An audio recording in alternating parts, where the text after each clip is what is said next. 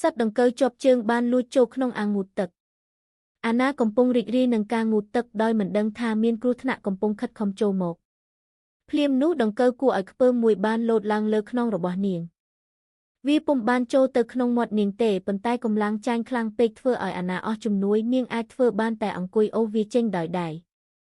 ប្រសិនបើដង្កូវនេះចូលក្នុងខ្លួនវាអាចគ្រប់គ្រងគំនិតមនុស្សឲ្យបានយ៉ាងឆាប់រហ័ស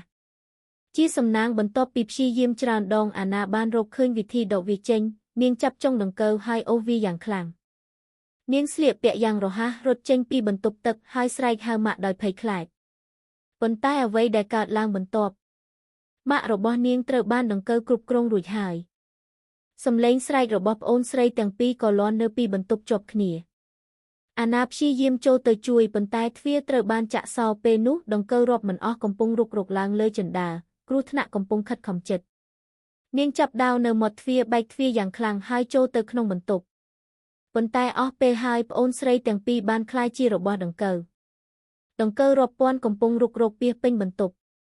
អាណាលោតពីបង្អួចទៅបាតង់ហើយឃើញថាជាន់ទី2ទាំងមូលត្រូវបានដង្កូវព័ទ្ធជុំវិញនាងលោតចុះពីបាតង់ហើយប្រទះឃើញស្ថានភាពអាណោចអាធំរបស់ឪពុកពេលដែលដង្កូវដ៏ជាប់ជើងចាប់ផ្ដើមរុករកមករកនាងអាណារត់ទៅរកឡានយ៉ាងលឿនមួយផ្លែតក្រោយមកដង្កូវយក្សបានលេបឡានទាំងមូល